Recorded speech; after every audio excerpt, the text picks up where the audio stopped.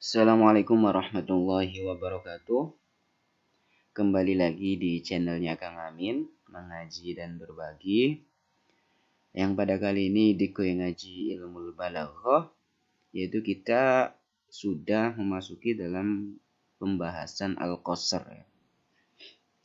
Jadi dalam channel ini kita mempunyai 4 kajian, ada ilmu nahwu, shorof, mantik, dan balaghah.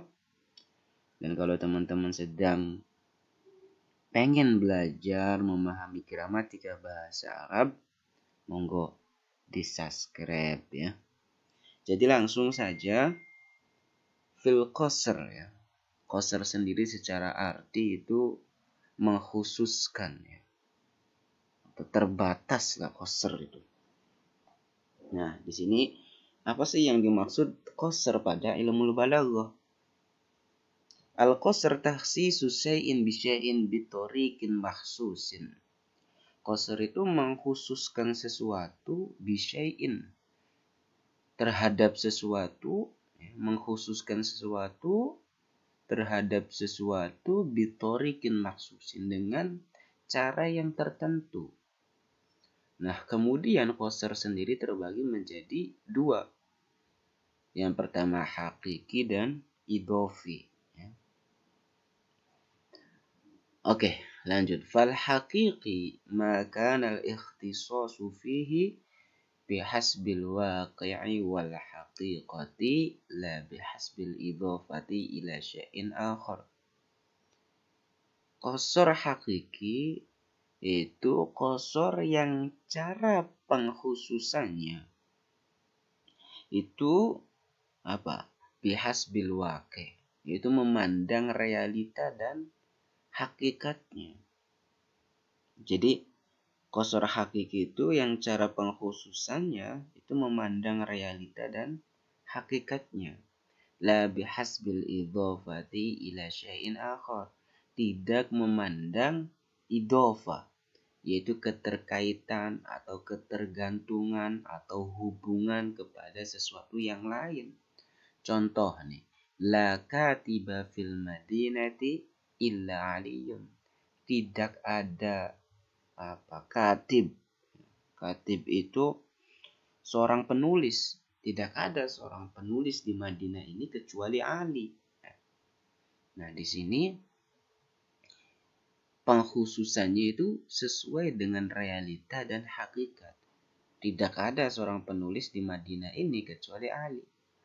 Idza lam yakun ghairuhu fiha minal kuttab. Ketika emang tidak ada selain Ali, ya, tidak ada selain Ali di dalam kota Madinah itu minal kuttab, dari para penulis, ya.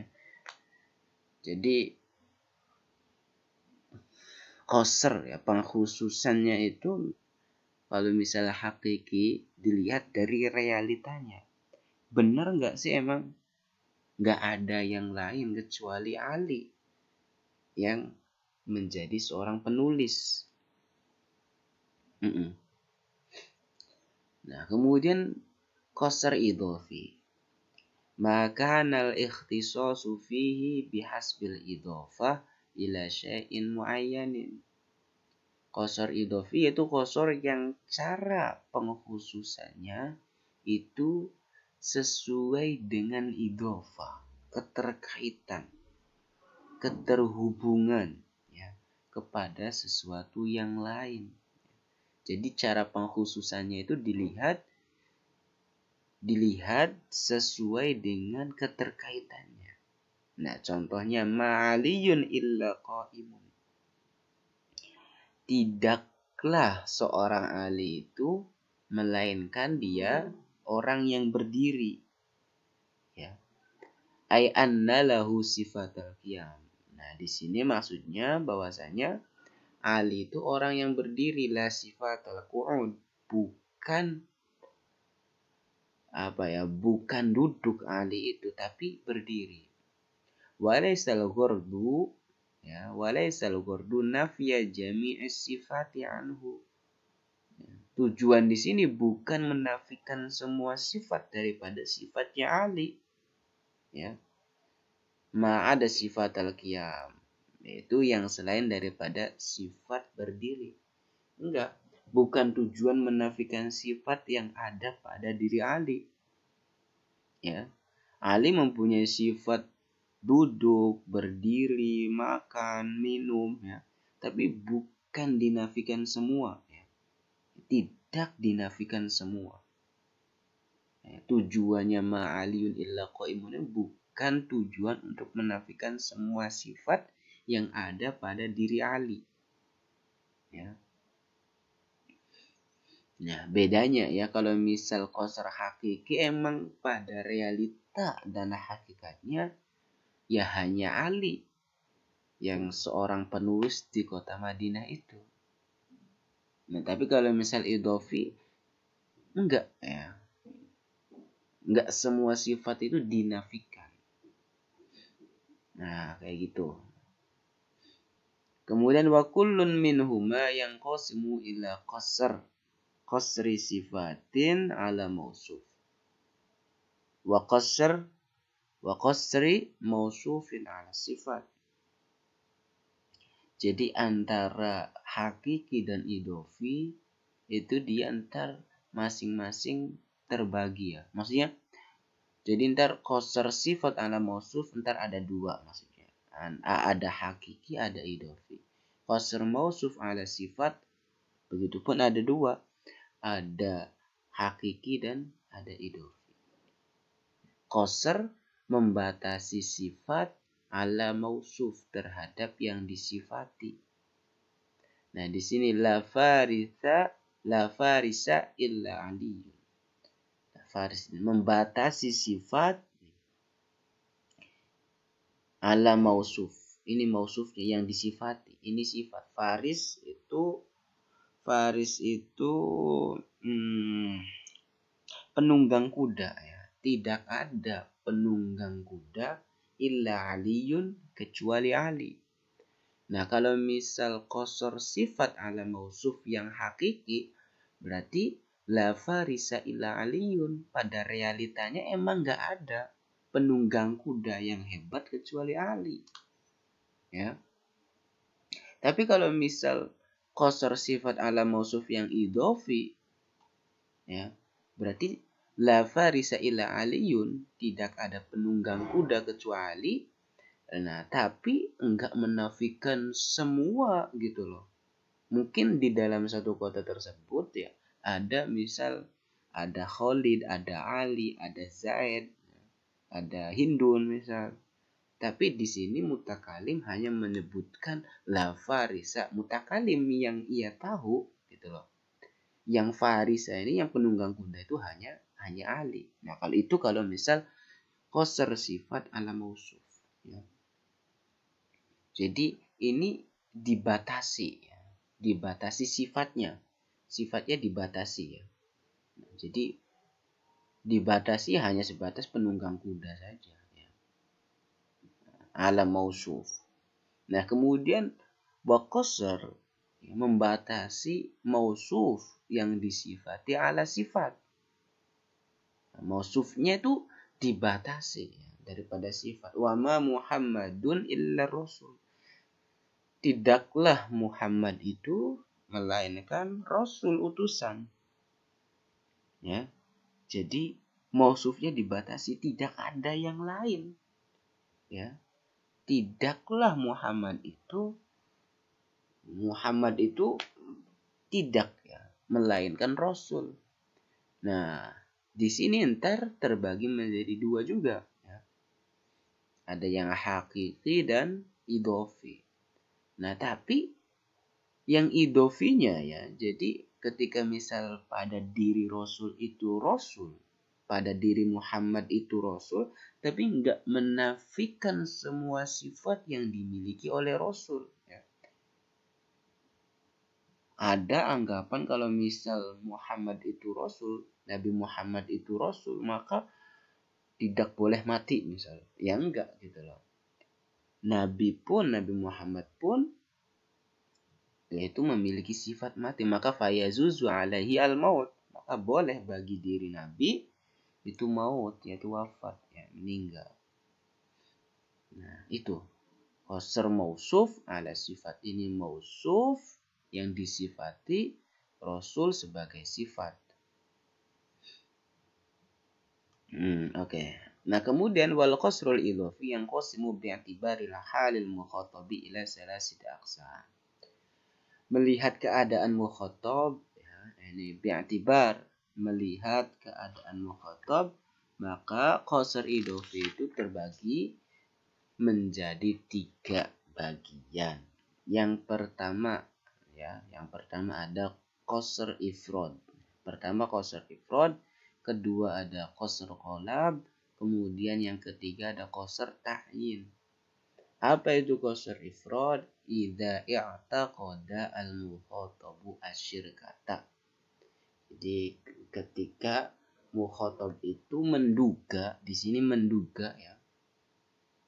Menduga, yang takodanya bukan meyakini tapi menduga. Mukhatabnya ini menduga ya, menduga apa? Asyirkata. Asyirkata di sini maksudnya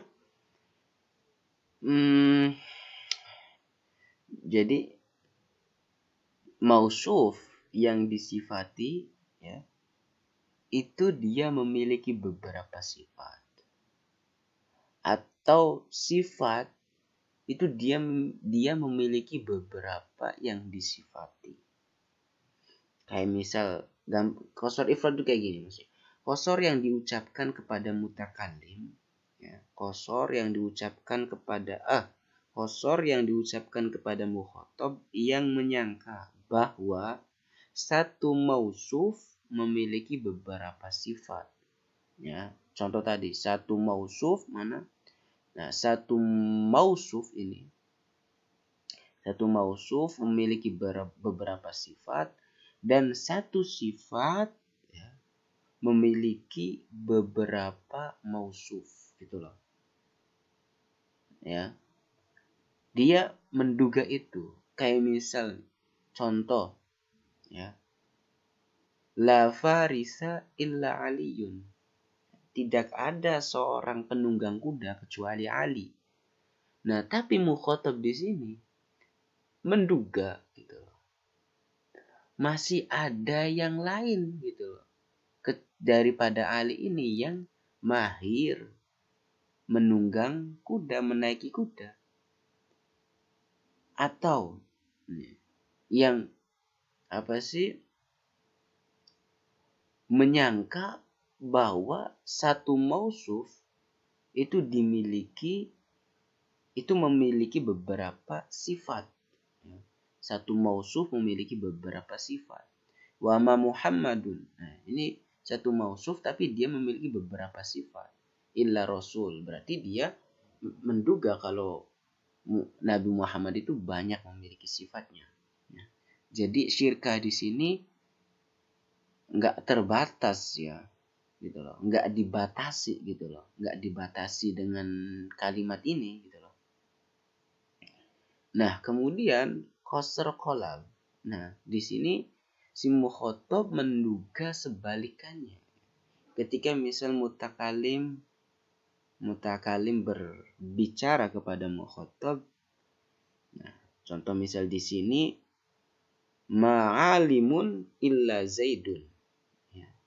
Di sini seorang mutakalim berkata, ma'alimun, tidak ada yang pintar kecuali Zaid. Kecuali hanya Zaid gitu loh. Tapi di sini yang diduga oleh mukhatab itu kalau Zaid itu bodoh. Nah, jadi sebalikannya itu ya. Sebalikannya itu. Gampangnya si mukhatab menduga, contohnya misal Zaid ya. Si mukhatab menduga kalau Zaid itu bodoh. Tapi mutakalim berkata, ma'alimun illa Zaid. Tidaklah ya, seorang alim kecuali Zaid. Jadi hanya Zaid yang alim itu. Wa qasr ta'yin.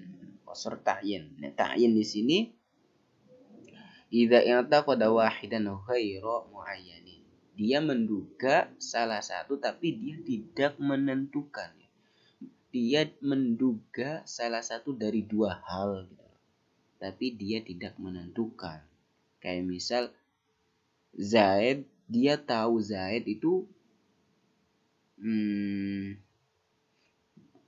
gimana ya? Dia tahu Zaid itu misal seorang syair atau seorang khatib, tapi dia tidak menentukan itu gitu. Ya. Iya. Masyairun illa Zaid. Contohnya ya. Tapi dia si mukhatab tidak menentukan itu, ya. Ini ucapan masyairun illa zaidun, ini ucapan seorang mutakalim, tapi si mukhatab tidak menentukan apa mengiyakan apa tidak gitu.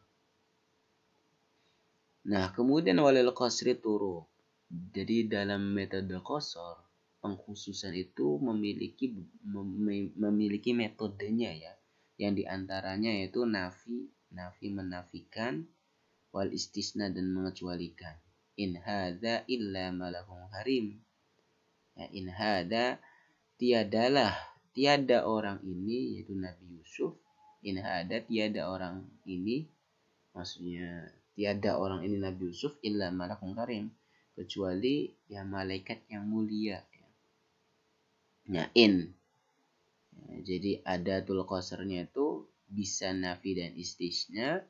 Ini nafi, ini istisna, kemudian didahului dengan innamal fahimu aliyun, ya. Innamal fahmi, hanyalah orang yang faham itu Ali. Nah, kemudian yaitu berupa atof dengan lafaz la, bal dan lakin. Ana nathirun.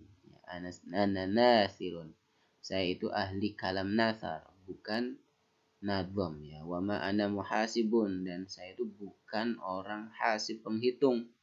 Bal katibun, akan tetapi saya itu seorang katib. Nah, yang diantara adatul qasar juga taqdimu ma haqqahu at-takhir, itu mendahulukan apa yang haknya itu seharusnya diakhirkan. Iyyaka na'budu, ini adatul qasar juga ya. Jadi ini merupakan maf'ul bi yang seharusnya berada di akhir ya, tapi didahulukan, makanya qasar. Hanya kepadamu kami menyembah. Itu saja untuk mengenai qasar, mudah-mudahan ada manfaatnya, kurang lebihnya mohon maaf. Akhirul kalam, wassalamualaikum warahmatullahi wabarakatuh.